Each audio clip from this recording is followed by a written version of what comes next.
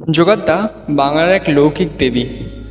পশ্চিমবঙ্গের পূর্ব বর্ধমান জেলার ক্ষীরগ্রাম নামক গ্রামে অবস্থিত মায়ের এই মন্দির। 51 সতীপীঠের এক পীঠ, যেখানে মায়ের ডান পায়ে বুড়ো আঙুল পড়েছিল। বৈশাখ মাসের সংক্রান্তিতে এই ক্ষীরগ্রাম সেজে ওঠে এক নতুন সাজে।